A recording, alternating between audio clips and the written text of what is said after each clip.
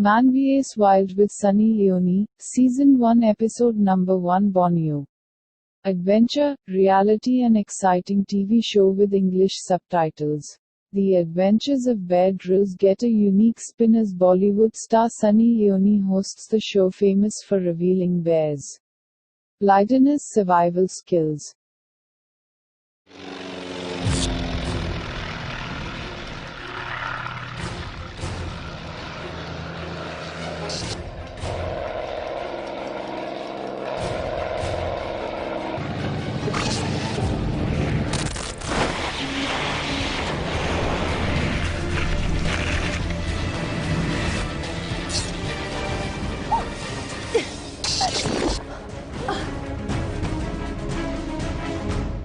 Parachute कहीं भी land कर सकते हैं। पानी, जमीन, जंगल सब इसके लिए एक जैसे होते हैं। मुझे इस जंगल में लाके फंसा दिया।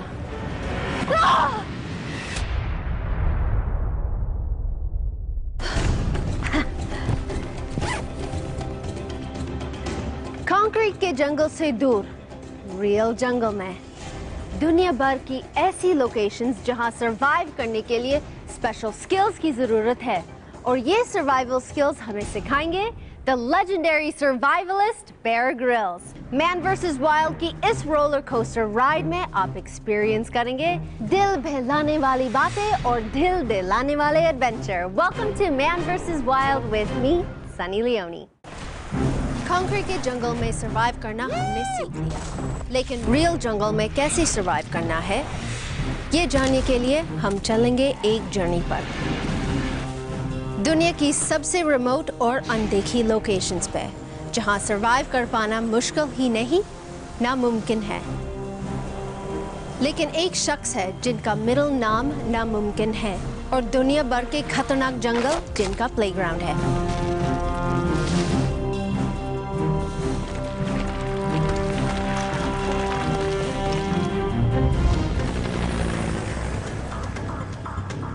बोर्नियो दक्षिण पूर्वी एशिया में है। ये दुनिया का तीसरा सबसे बड़ा टापू है। करीब 7.5 लाख वर्ग किलोमीटर में फैला ये टापू लगभग टेक्सास जितना बड़ा है। खतरनाक पहाड़ों और बेहद घने जंगल से ढकी इस जगह पर कमाल के जानवर और पेड़ पौधे हैं। दुनिया के पेड़ पौधों और जानवरों की कुल प्रजातियों में से आधी इन जंगलों में मिल जाती हैं। यहाँ हजारों ऐसे जीव और पेड़ पौधे हैं जो आपको दुनिया में कहीं और नहीं मिलेंगे। इसका मतलब है मेरे सामने बिल्कुल नई तरह की चुनौतियाँ होंगी। पर गलती मत करना, जो चीजें इस जगह की खासियत हैं, वही एक चूक होने पर आपके लिए जानलेवा साबित हो सकती हैं। कुछ साल पहले एक जर्मन हाइकर बोर्नियो के इन्हीं जंगलों में भटक गया था, तो उसकी लाश ढूंढने में कई महीने लग गए। भूख से उसकी मौत हुई थी। मैं आपको सिर्फ इस जगह पर बचना ही नहीं, यहाँ से जिंदा बच निकलने का तरीका बताऊंगा। बेयर ग्रिल्स जा रहे हैं बोर्नियो के घने जंगल में, जहाँ आज तक बहुत कम लोगों ने कदम रखा है। हमें उस तरफ जाना है। हेलीकॉप्टर को वापस घुमा लो। ओके बेयर, हम उस जगह पर पहुंच रहे हैं जहाँ हर मोड़ पे जान का खतरा है, जहाँ मुसीबत किसी भी शक्ल में आ सकती है। कभी जमीन, कभी पानी, कभी जंगली जानवर, तो कभी मौसम। जब कहीं पर हेलीकॉप्टर के उतरने लायक जगह ना हो, तब सेना के जवान रस्सी के सहारे नीचे उतरते हैं। जहां एक छोटी सी गलती जिंदगी की आखिरी गलती साबित हो सकती है। वैसे तो मैं इस तरह से उतरने से पहले रस्सी को नीचे छोड़ देता हूँ, फिर उससे उतरता हूँ, लेकिन यहाँ ऐसा नहीं कर सकता। इसीलिए मैं रस्सी को मेरे कूल्हे से बंधे एक बैग में रखकर उससे झूलते हुए पेड़ों तक पहुँचूंगा।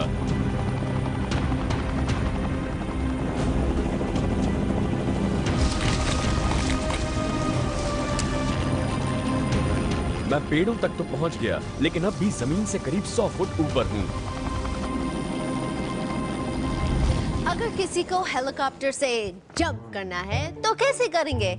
As they say, kids are not allowed, adults use a parachute, and legends land on top of a 100-foot tree. कुछ छोटी बेलें इन दोनों पेड़ों को जोड़ रही हैं और मैं उनके सहारे उस पेड़ तक जा सकता हूँ। ये बेलें बहुत खतरनाक लग रही हैं, लेकिन ये बहुत मजबूत हैं और मैं इनका इस्तेमाल कर सकता हूँ। मुझे इनकी मदद से उस लंबी बेल तक पहुँचना है। छोटी छोटी बेलों पर अपने शरीर का वजन बांटने पर उनके टूटने का खतरा कम हो जाएगा। ये काफी मजबूत हैं। इतनी ऊंचाई से गिरना भी जानलेवा हो सकता है।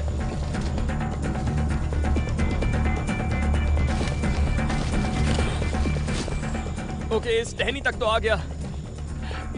ये वाली बाकी की टहनियों से मजबूत लग रही है।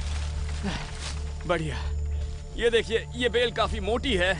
इसी को पकड़ता हूं।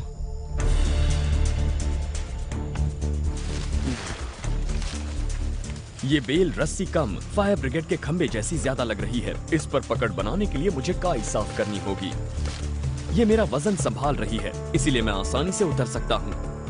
मैं इतना जानता हूँ कि अगर बारिश हो रही होती तो मैं ऐसे नहीं उतर पाता। फिसलन काफी बढ़ जाती। मैं इसे अच्छी तरह से पकड़ पा रहा हूँ, लेकिन मेरे हाथों पर काफी जोर पड़ रहा है।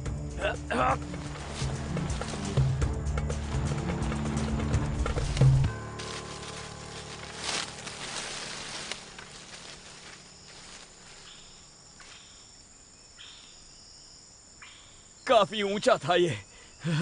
उतरना आसान नहीं था। ये तो सिर्फ पहला स्टेप था। अब शुरू होगी एक अननोन टेरिटरी, और मुझे पता है बेयर ग्रिल्स को कैसा लग रहा होगा, क्योंकि मैं भी ऐसे ही अननोन टेरिटरी में आई थी। एक ग्लैमरस जंगल जिसका नाम है बॉलीवुड। मेरे एक्सपीरियंस से सरवाइव करने का बेस्ट तरीका है आगे बढ़ते रहना। बोर्नियो में जंगल से बाहर निकलने का सबसे अच्छा तरीका है पहाड़ों से नीचे उतरना। उस तरह से आप जल्दी से किसी नदी या सोते तक पहुंच सकते हैं, और बस्तियां भी अक्सर घाटियों में ही होती हैं। जरा ये देखिए, इनकी वजह से यहाँ सावधान रहना जरूरी है। ये देखिए, ये कांटे देख रहे हैं? अगर नीचे उतरते वक्त आपने गलती से इन्हें पकड़ लिया तो ये आपके हाथों की चमड़ी उधेड़ देंगे। इनसे एक अलग परेशानी ये है कि ये टूटकर शरीर में धंस जाते हैं और इनसे इन्फेक्शन हो सकता है। ऐसे किसी चीज को पकड़ने से पहले अपनी सिक्स सेंस से काम जरूर लें। ध्यान दें कि आप किसी ऐसे तने को पकड़ें और ना ही किसी ऐसे तने को। इस जंगल में सिर्फ इन पेड़ पौधों से ही सावधान नहीं रहना पड़ता, बल्कि यहाँ तो ऐसे जीव भरे पड़े हैं जो आपके खून के प्यासे हैं। ये देखिए, यहाँ एक लीच है। देखिए आपने, इस जंगल में इस तरह की करोड़ों लीचेस होती हैं। देखिए ये कैसे ऊपर चढ़ने की कोशिश कर रही है। अब इसे मेरी गंध मिल गई है, और अगर मेरी खाल से ये चिपक गई तो मेरे शरीर में ऐसा एंटीकोएगुलेंट छोड़ देगी जिससे मेरा खून जमेगा नहीं, और फिर लगातार खून बहता ही रहेगा। मैं इसे यहीं छोड़ देता हूँ। बोर्नियो में इन लीचेस की कमी नहीं है, और मैं इन्हें अपना कीमती खून तो हरगिज नहीं पीने दूंगा।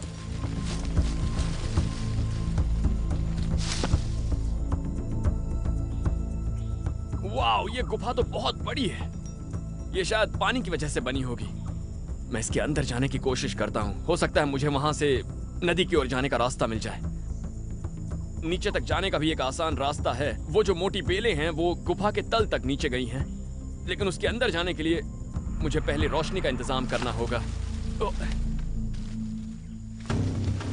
अच्छी मशाल बनाने के लिए जलने लायक कोई अच्छी चीज चाहिए, और इस जंगल में ऐसी चीजों की कोई कमी नहीं है। ये देखिए, ये एक डैमार का पेड़ है। इसके रस से इसे पहचाना जा सकता है। देखिए कितना रस निकल रहा है। और फौजी ऐसी चीज को जंगल हेक्सी कहते हैं, क्योंकि जंगलों में मशाल बनाने के लिए उन्हें भी ऐसी ही चीज दी जाती है। इसे एक बार जलाने पर यह काफी देर तक जलता रहता है। ये मशाल के लिए सही रहेगा। ये रस बहुत काम की चीज है। इसके साथ मुझे बांस का ये टुकड़ा भी मिल गया है, इसीलिए मैं एक मशाल बना सकता हूँ। मुझे बांस के इस टुकड़े को एक तरफ से थोड़ा छीलना है, फिर मैं इसमें ये रस भर दूंगा। इसके साथ बांस को भी थोड़ा जलाना पड़ेगा, वरना ये बुझ जाएगा। और एक बार ये पतला हो जाए तो फिर इसके अंदर ये जंगल हेक्सी ठूंस दीजिए अच्छी तरह से। बढ़िया। ओके, अब ये गुफा के अंदर काफी देर तक जलता रहेगा, लेकिन आग जलाने के लिए मुझे थोड़ी सी लकड़ी भी चाहिए, और उसके लिए मैं सूखे बांस का इस्तेमाल करूंगा।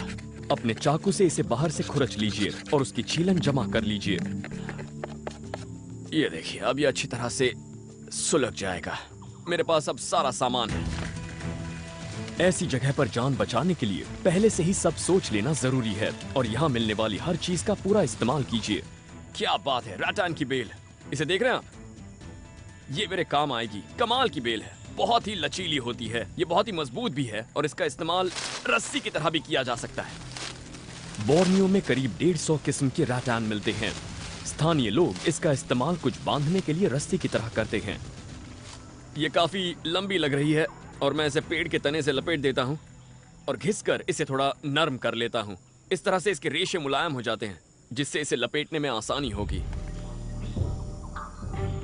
फैसले की घड़ी आ गई।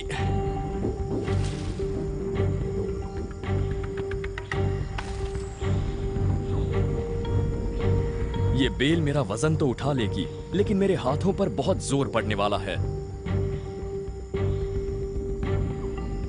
मैं इसके ऊपर खड़ा हो जाता हूं ताकि हाथों को थोड़ा आराम मिल सके। हाथों की अच्छी कसरत हो गई है, लेकिन परेशानी यह है कि मुझे पैरों से कोई ग्रिप नहीं मिल रही है। लगभग पहुंच गया हूं, बस कुछ फुट और। मेरे हाथों ने बहुत मेहनत की है, लेकिन मैं अभी रुक नहीं सकता। ये देखिए मैं किसके ऊपर उतरने वाला था। सच कहूं तो मैं भी नहीं जानता ये क्या है, क्योंकि मैंने ऐसा कीड़ा पहले कभी नहीं देखा है। लेकिन दोस्तों, ये बोर्नियो है।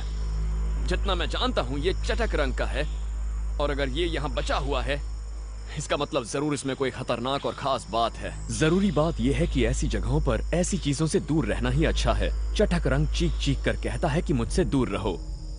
चलो अब इस गुफा में उतरने की कोशिश की जाए। यहाँ पर उतरने के लिए बेल नहीं है, इसीलिए मुझे अब अपनी राटन की बेल का ही इस्तेमाल करना पड़ेगा। मैं इस बड़े पत्थर का इस्तेमाल कर सकता हूँ। इस छोर को नीचे फेंक देता हूँ। अब मैं इसका एक छल्ला बनाकर इसे इसके अंदर फंसा देता हूँ। ये अच्छी तरह फंस जाएगी और फिर मुझे नीचे उतरने में कोई परेशानी नहीं होगी। इसके दोनों छोर को अपनी कमर पर लपेटकर इस तरह से टांगों के बीच में से लाकर ऐसे हाथ में पकड़ लीजिए, और बाकी की बेल तो नीचे लटक ही रही है। इस तरह से उतरने पर हाथों पर कम जोर पड़ता है और आप नीचे उतरते वक्त अपने आप पर कंट्रोल भी कर सकते हैं। लेकिन एक पतली सी बेल के सहारे उतरने के लिए कलेजे में दम होना चाहिए।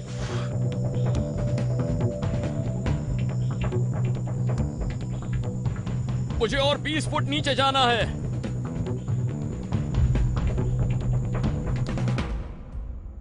पहुंच गया।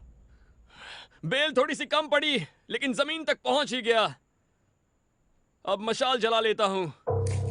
बांस की ये छीलन मेरे स्ट्राइकर से आसानी से जल जाएगी।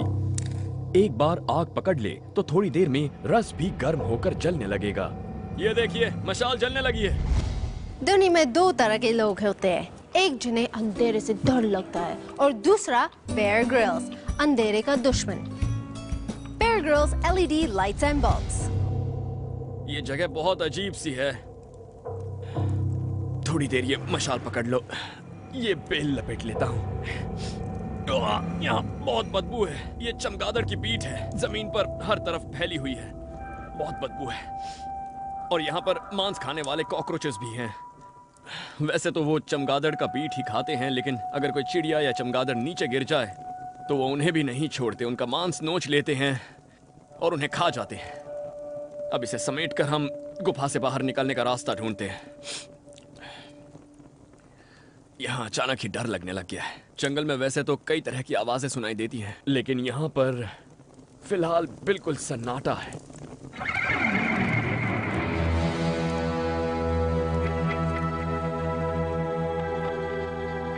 ये देखिए, ये छोटे छोटे घोंसले हैं।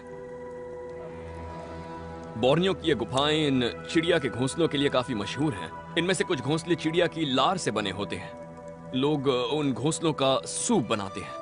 घोंसले का सूप लोग बड़े चाव से पीते हैं। एक अच्छा घोंसला तो करीब $1800 प्रति किलो के रेट से बेचा जाता है। इन्हें बेचो तो ज्यादा पैसे नहीं मिलेंगे, लेकिन इनसे मेरा पेट भर सकता है। ये बहुत काम का है। ये केव स्विफ्ट के अंडे हैं।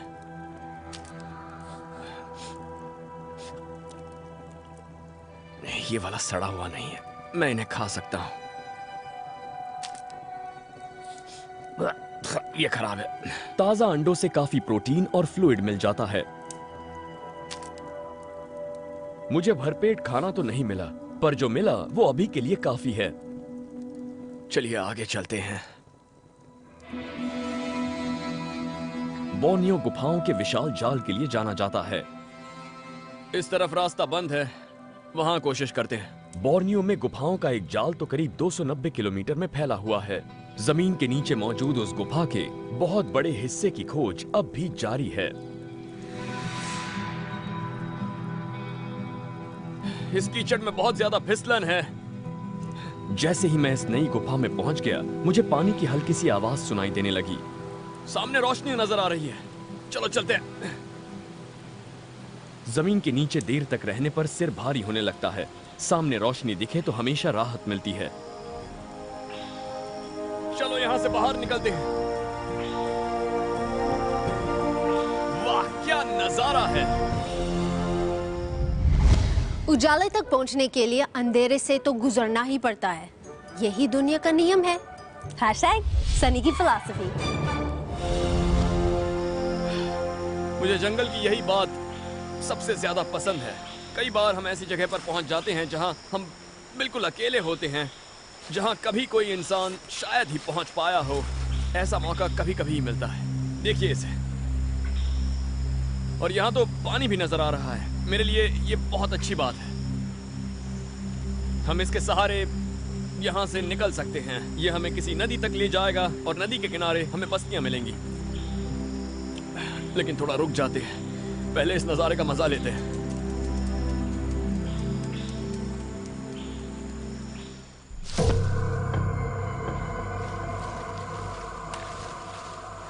गुफा से बाहर निकलकर मैं पानी के एक सोते तक पहुंच गया हूं, लेकिन दोनों तरफ से पहाड़ों से घिरा ये 40 फुट का झरना मेरा रास्ता रोक रहा है। वहां बादल भी घिरने लगे हैं। किसी तरह से वहां नीचे तक जाना होगा।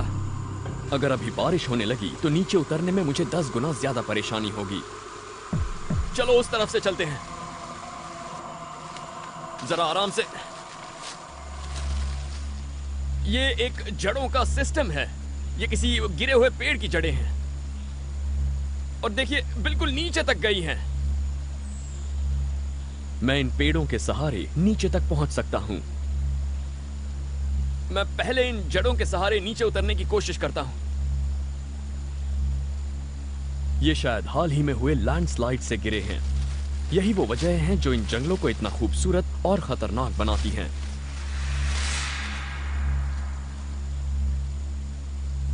यहां थोड़ी सी जगह है, मैं खड़ा हो सकता हूं।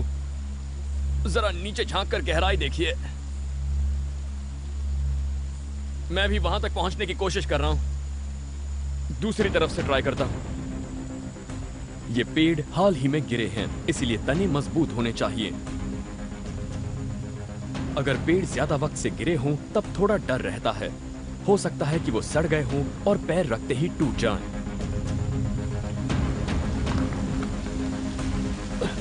मुझे अपना सारा वजन अपनी जांघों पर डालना होगा। झरने की आवाज बहुत तेज है और उससे आती फुहारों से तने पर भी फिसलन बढ़ गई है। ओह! पेड़ की एक गांठ मेरे पैर के बीचों बीच टकराई। मैं अभी टहनी के निचले हिस्से पर हूं। इस पेड़ से मुझे थोड़ी आसानी हो रही है। अब मैं झरने के बीच से होकर उस तरफ के किनारे तक पहुंचना चाहता हूं। उम्मीद है रास्ता आसान होगा। यही रास्ता आसान है, लेकिन ये खतरनाक भी हो सकता है। बोर्नियो का जंगल बेयर ग्रिल्स की मुश्किलें और बढ़ाने वाला है, क्योंकि अब डेंजर आएगा पानी के शक्ल में। 40 फीट ऊंची डेंजरस वाटरफॉल। यही रास्ता आसान है, लेकिन ये खतरनाक भी हो सकता है। मुझे इन गिरती हुई लकड़ियों से सावधान रहना होगा, क्योंकि जंगल की नदियों में गिरती हुई लकड़ियां बहुत खतरनाक हो सकती हैं। अगर उनसे बचना है तो पत्थरों से चिपक के रहना होगा। झरने के शोर में आवाज सुनाई नहीं देती। ऐसे में इशारों से काम लेना अच्छा रहता है।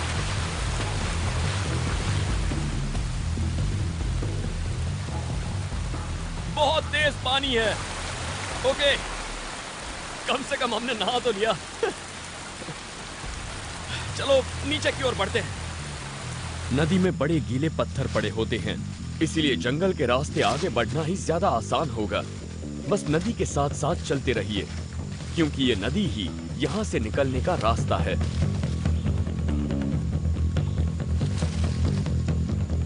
मेरे साथ साथ रहो। वाह, वाकई अगर दुनिया में कोई ऐसी जगह है जहां आप अपने आप को बहुत ही छोटा महसूस करने लगते हैं तो वो यही है। चारों ओर ऊंचे पहाड़, तेज झरने और आसमान छूते पेड़ों से आप घिरे हुए हैं। कमाल है।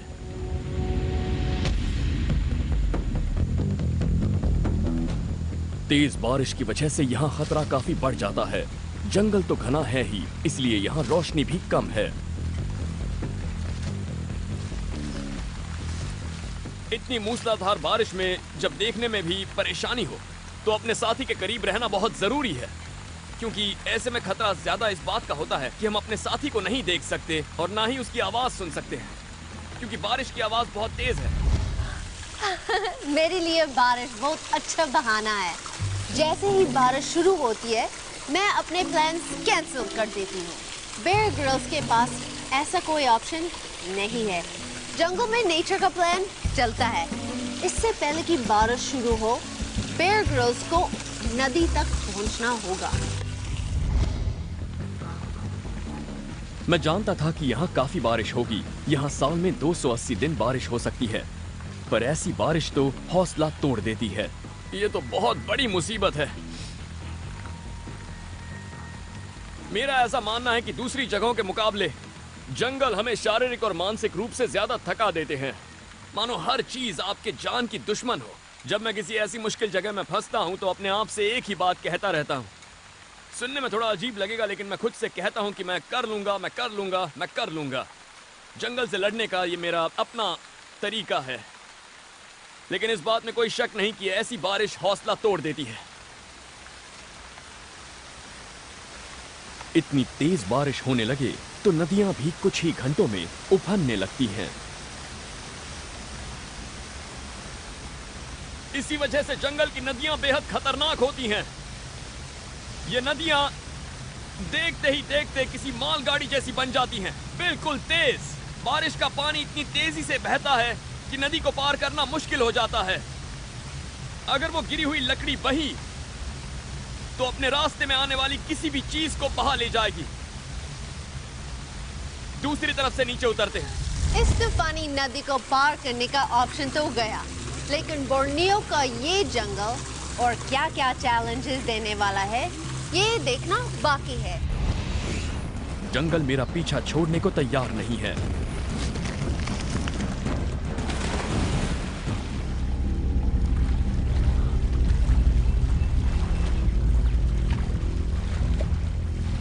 लगता है यही नदी है। मैं अपनी पीठ के बल गिरा हूं। इस तरफ से मत आना। किसी हादसे के बाद 2 पल रुककर दम ले लीजिए, फिर जब आगे बढ़ने लायक हो जाएं, तभी आगे बढ़िए। सच में पीठ में बहुत दर्द हो रहा है, क्योंकि मैं पीठ के बल गिरा था। पीठ के बल गिरने पर चोट तो लगी है, लेकिन चोट ज्यादा नहीं है। हाँ, एक लीच जरूर चिपक गई है। सबसे अच्छा तरीका है कि इसका सिर पकड़िए और इसे ऐसे निकाल दीजिए। इसे मसल देता हूं। जरा ये खून देखिए, इसने मेरा खून चूसना शुरू भी कर दिया था। मैंने उसे उसी वक्त निकाल दिया, पर इतनी जल्दी निकालने के बाद भी जख्म हो गया। ये हमारे शरीर में एंटीकोएगुलेंट छोड़ते हैं, जिससे खून जमता नहीं, बस लगातार बहता रहता है। देखिए मेरे शर्ट पर भी कितना खून लगा हुआ है। यहाँ पर एक पौधा मिलता है जिससे खून बहना रुक सकता है। अगर वो मिल जाए तो मुझे बहुत फायदा होगा। मुझे तलाश है मेलास्टोमा पौधे की। वो पतली पत्तियों और लाल तने वाला एक पौधा होता है। वो अक्सर धूप वाले नदी किनारों पर उगता है। जब ये पौधा मिल जाए तो आप इसकी कुछ नई पत्तियां तोड़ लीजिए और उन्हें चबाकर थोड़ा सा क्रश कर लीजिए। फिर आप ये गूदा सीधा जख्म पर लगा दें, जिससे खून का बहना रुक जाएगा और ये जख्म जल्दी भर भी जाएगा। चलिए अब आगे चलते हैं। नदी के सहारे आगे बढ़ना बहुत अच्छा रहता है, लेकिन इसका ये मतलब नहीं कि आप तेजी से उसे पार भी कर जाएंगे। इन गीले पत्थरों पर काई जमा है, इसलिए यहाँ टखने टूटने का भी खतरा है। अच्छा होगा कि आप रास्ते को छोटी छोटी दूरियों में बांट लें और उन्हें तय करने के बाद भूल जाएं। इस तरह से थोड़ा वक्त तो लगेगा, लेकिन यकीन मानिए जंगल के बीच से गुजरने से ये तरीका बेहतर है। बोर्नियो के जंगल में एक प्लेन क्रैश सर्वाइवर को 5 दिन लग गए थे सिविलाइजेशन तक पहुंचने में। पता है उसने 5 दिन में कितनी दूरी तय की? 5 किलोमीटर से भी कम। इससे पता चलता है कि ऐसे टफ एनवायरनमेंट में सरवाइव करना कितना मुश्किल है। देखते हैं बेयर ग्रिल्स सिविलाइजेशन तक पहुंचने से कितनी दूर है।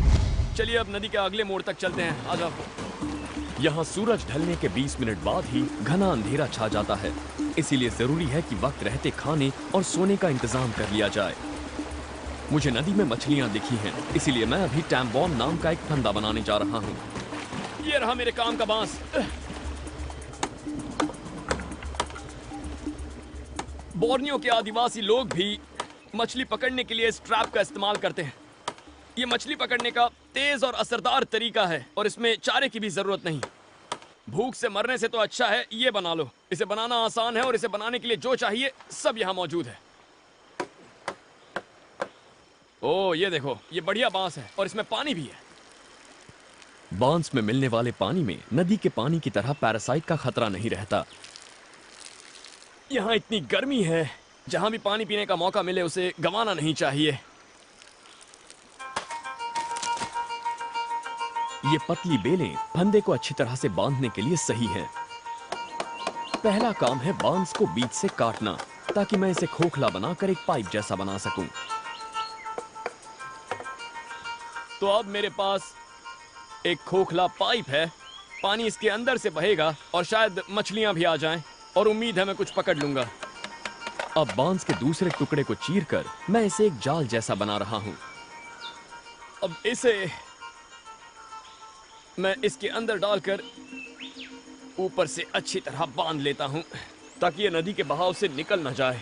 अब मैं इसे नदी में रखकर कुछ पत्थरों से दबा देता हूं। पानी इसके अंदर से बहेगा और उससे पाइप के अंदर एक सक्शन बनेगा।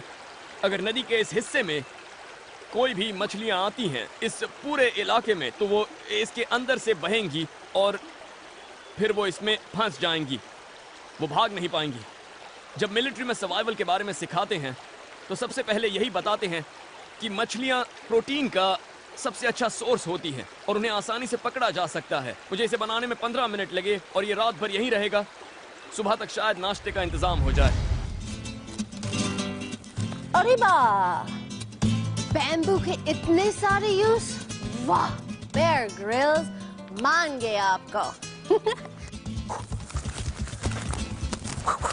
वाइल्ड में सरवाइव करने के लिए सबसे इंपॉर्टेंट चीजें हैं फूड, वाटर, शेल्टर और फायर। देखते हैं बेयर ग्रिल्स इन सब का जुगाड़ कैसे करते हैं। अब मुझे अपने सोने की जगह का इंतजाम करना है। रात होते ही जंगल की जमीन पर ढेरों जीव और कीड़े मकोड़े निकल आते हैं। यहाँ जमीन पर तो नहीं सो सकता, ऊंचाई पर सोने का इंतजाम करना होगा। मैं यहाँ बोर्नियो के ओरंगुटान्स की नकल करने की सोच रहा हूँ, उनकी तरह पेड़ों पर घोंसला बनाकर। ये पेड़ ठीक लग रहा है। आप देख रहे हैं, 2 पेड़ एक दूसरे से जुड़े हुए हैं और इनकी टहनियां जमीन से ज्यादा ऊंची भी नहीं हैं। मैं यहाँ अपना शेल्टर बना सकता हूँ। यहाँ पर काफी बेलें भी हैं। इन बेलों का यहाँ की भाषा में मतलब होता है रस्सी बेल। इसमें एक छोटा सा कट मार देता हूँ। ऐसा करने से इसे आसानी से छील सकते हैं। अगर लंबी लंबी छाल उतार लें तो वो बांधने के काम आ सकती हैं। देखिए ये कितनी मजबूत है। इसे ट्विस्ट कीजिए, ये बिल्कुल नहीं टूटेगी। ये खूब सारी लेकर आपस में बांध दीजिए। ओ, बहुत फिसलन है। मैं अपनी रस्सी बेल से इन टहनियों को अच्छी तरह बांध दूंगा। ये जमीन से काफी ऊंची है और ये टहनियां मेरे लिए एक अच्छे हैमक का काम करेंगी। इन टहनियों को बांधने के बाद इन्हें ऊपर से तने से बांधने पर ये गिरेंगी नहीं और काफी मजबूत हो जाएंगी। रात गुजारने के लिए ये अच्छा रहेगा। मैं इन रस्सी बेलों से अपने शेल्टर का फ्लोर बना रहा हूं। मैं इन बेलों से इन टहनियों के बीच एक जाल सा बुनने वाला हूं और उसके बाद मैं इन टहनियों को पास खींचूंगा और इससे एक अच्छा बिस्तर बन सकता है। यहाँ पर ओरांगुटान भी यही करते हैं, वो टहनियों का एक जाल सा बुनकर अपना घोंसला बनाते हैं। अब इसके ऊपर ढेर सारी पत्तियां डालकर मैं एक आरामदेह बिस्तर बना लेता हूँ। ये सोने का अच्छा प्लेटफॉर्म बन गया है। बढ़िया, अच्छा है।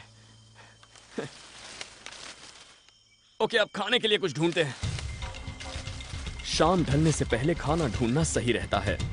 जंगल के कई शिकारी उस वक्त बाहर आते हैं और तब खाने के लिए आसानी से कुछ मिल भी सकता है।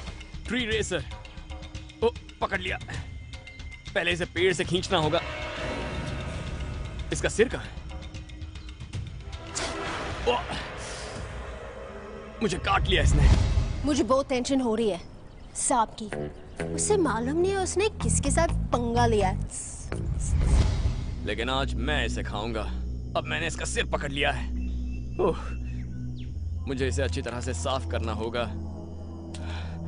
अगर सांप के काटने के बाद आपका हाथ ना थरथराए तो आप इंसान नहीं हैं। ये काम करेगा। जंगली कंद है, ये देखिए। पहले इसे तोड़ता हूं।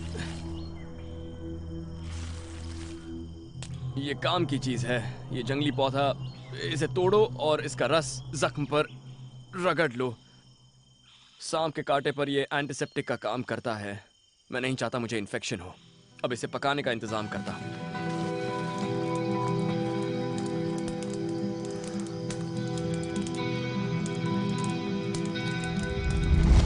ये तो होना ही था। ये है बेयर ग्रिल्स का बदला। Revenge is a dish best served on a barbecue.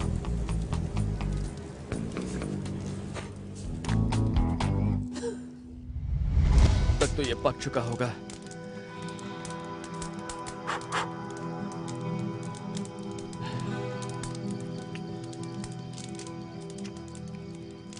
कहते हैं सांप चिकन जैसे टेस्ट करते हैं, लेकिन मुझे तो ऐसा नहीं लग रहा।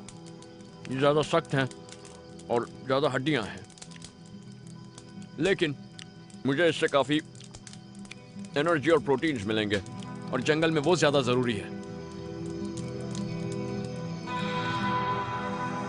रात हो गई है, इसीलिए मैं अपने शेल्टर में जा रहा हूं। मैं आपको बता दूं कि मलय भाषा में ओरांगुटान शब्द का मतलब है जंगल का मानव, और उन्हीं से मुझे पेड़ों पर बिस्तर बनाने की ये इंस्पिरेशन मिली है। एक काम मैं कर सकता हूं पर ओरांगुटान नहीं। मैं आग जला सकता हूं और मैं आग में इस अनानासी की छाल जला सकता हूं और उससे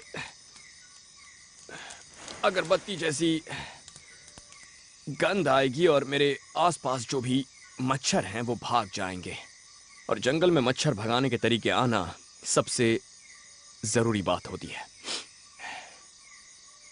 अब थोड़ी देर सोने की कोशिश करता हूं। मैंने बोर्नियो के जंगल में रात बिता ली है, दुनिया के एक बेहद खतरनाक बीहड़ में। कल मैंने मछली पकड़ने का एक फंदा लगाया था। अब जरा देखें नाश्ते में क्या है।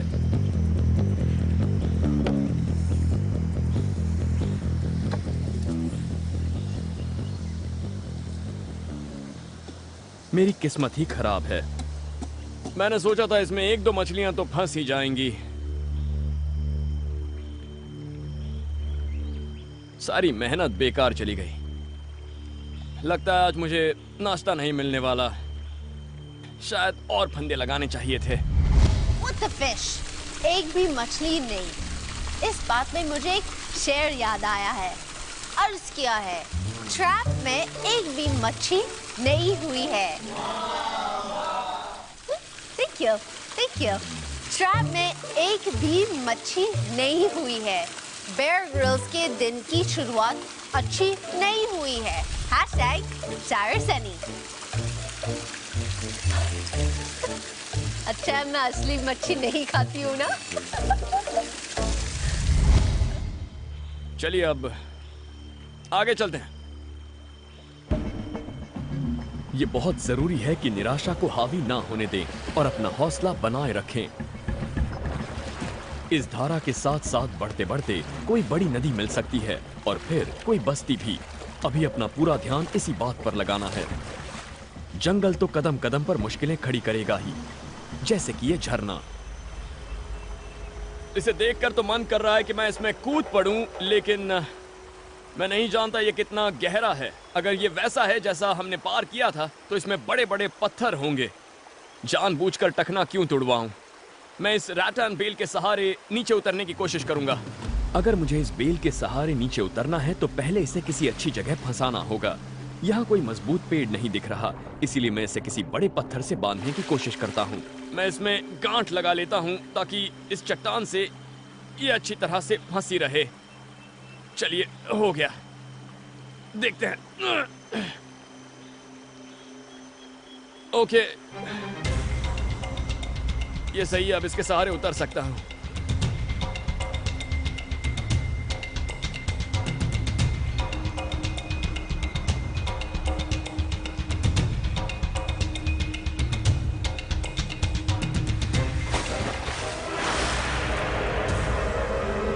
आ जाओ, संभल कर। नदी के आसपास बने रहना एक अच्छी योजना थी, लेकिन इस तरह की तेज धारा को पार करने से पहले ये देखना जरूरी है कि बाहर निकलने का सेफ रास्ता कहाँ है। हम उस पर नहीं चढ़ सकते, सीधी चढ़ाई है और फिसलन बहुत ज्यादा है। चलो इसके ऊपर चढ़कर उस तरफ से उतरने की कोशिश करते हैं। ऐसी जगहों पर भी ज्यादा देर तक गीला रहने पर शरीर की गर्मी कम होने लगती है और उससे ठंड लगने लगती है और थकान आती है। ज्यादा थकान से बचने के लिए अच्छा है कि सूखी जमीन पर लौट आएं। चलो आ जाओ, आ जाओ। लेकिन ध्यान रहे कि आप नदी से ज्यादा दूर ना जाएं। उसके आसपास चलते रहने पर ही आप उसकी आवाज सुनते रहेंगे और उसके सहारे चलते हुए किसी बड़ी नदी तक पहुंच सकते हैं। वो देखिए, वो जंगल की उफनती नदी है और मुझे उसी की तलाश थी। लगता है कि इसमें पानी काफी बढ़ गया है। ऐसी नदी में राफ्ट बनाकर धारा के साथ चलो तो पूरे चांसेस हैं कि आप किसी गांव या शायद सागर के किनारे तक पहुंच जाएं। यही सबसे अच्छा तरीका है।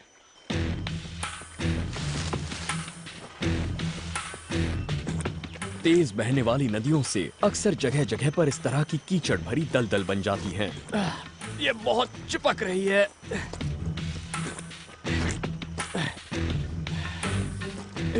अब किसी ठोस जगह से ऊपर चढ़ने की कोशिश करता हूं।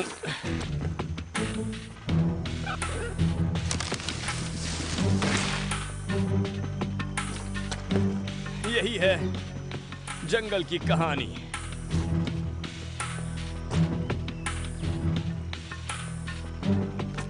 मैं यहां पर पैर मारकर उसी तरह रास्ता बना रहा हूं जैसे बर्फ पर बनाते हैं। बस फर्क इतना है कि यहां मिट्टी है। जंगल की गर्मी और उमस में हम जल्दी ही बहुत थक जाते हैं। ऐसा करने का सही तरीका यह है कि आप एक एक कदम करके आगे बढ़ें। उन बांस तक पहुंचना मेरे लिए जरूरी है। आखिर पहुंच गया। चलिए अब थोड़ा बांस काटते हैं। राफ्ट बनाने के लिए बांस बहुत अच्छे होते हैं। इसमें हवा इन खोखले हिस्सों में भरी होती है, इसीलिए ये आसानी से तैरते हैं। ओके, ये काफी भारी भी होते हैं, इसीलिए मैं चाहता हूं कि कटने पर ये सीधा वहां नदी के पास गिरें। इसके बाद मैं इसके ऊपर के पतले हरे हिस्से को काट कर उसके छोटे छोटे टुकड़े कर दूंगा और उससे अपनी राफ्ट बना लूंगा। उस तरफ से काटना शुरू करें जिस तरफ आपको इसे गिराना है। बांस को इस तरफ से काटना आसान है और इसीलिए खांचा भी आराम से बनेगा। लेकिन अगर आप ताजा बांस काटेंगे तो कम से कम इतना तो तय है कि वो सड़ा हुआ नहीं होगा।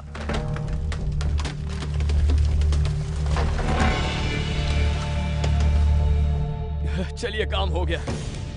बांस नीचे आ चुका है। अब मुझे इसके बराबर साइज के टुकड़े करने हैं। ये रहा पतला टुकड़ा। इसे वहां नीचे बनाएंगे। ये कटे हुए हिस्से भले ही हवा से भरे हों, पर ये काफी मजबूत हैं।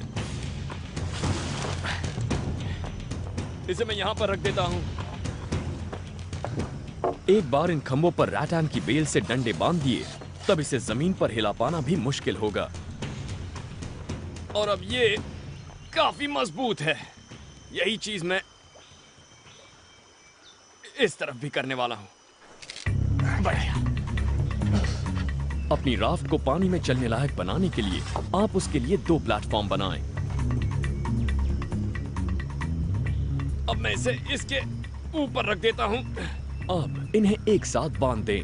ये लंबा पतला राफ्ट तेज बहती नदी में काफी मददगार साबित होगा। अगर ज्यादा चौड़ा राफ्ट बनाएंगे तो हो सकता है वो पलट जाए और फिर आप डूब सकते हैं। तो आपको अपना राफ्ट लंबा और पतला बनाना होगा, तो तेज धारा में भी कोई परेशानी नहीं होगी। ओके, पता नहीं रॉयल नेवी के मेरे दोस्त इसके बारे में क्या कहेंगे, लेकिन मैं अपने राफ्ट से खुश हूं। अब बस एक पैडल चाहिए। बांस को बीच से चीर दीजिए और उसे काटकर पैडल का आकार दे दीजिए। ये कोई रेस तो नहीं जितवाएगा, लेकिन काम बन जाएगा। अब इसे उतारते हैं पानी में।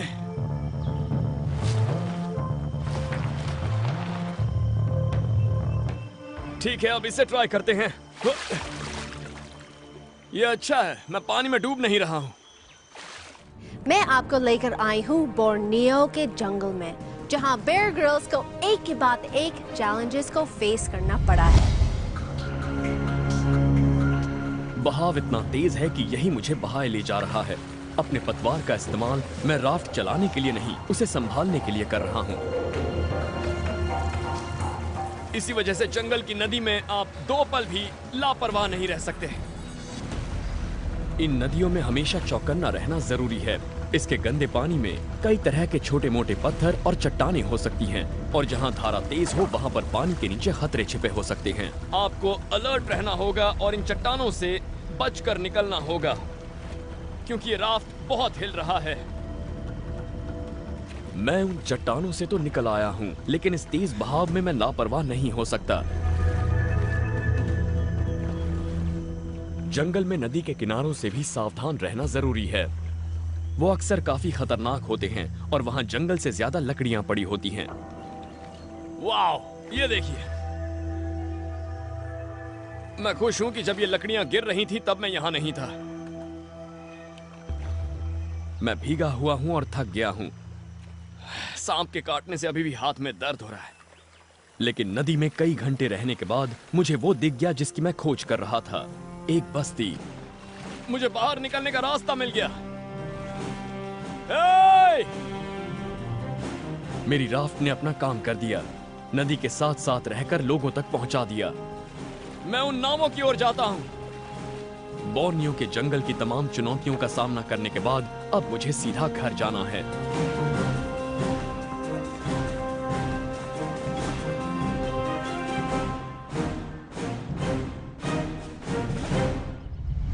बेयर ग्रिल्स फाइनली बोर्नियो के जंगल को सरवाइव करके सिविलाइजेशन तक पहुंच गए। चैलेंजेस से भरी हुई इस जर्नी में बेयर ग्रिल्स ने हमें सिखाई सर्वाइवल स्किल्स। इसी तरह की जर्नी पे हम फिर से चलेंगे, जहां मेरे साथ होगी थोड़ी सी मस्ती और बेयर ग्रिल्स के साथ होगा ढेर सारा adventure. See you next time on Man vs. Wild with me, Sunny Leone.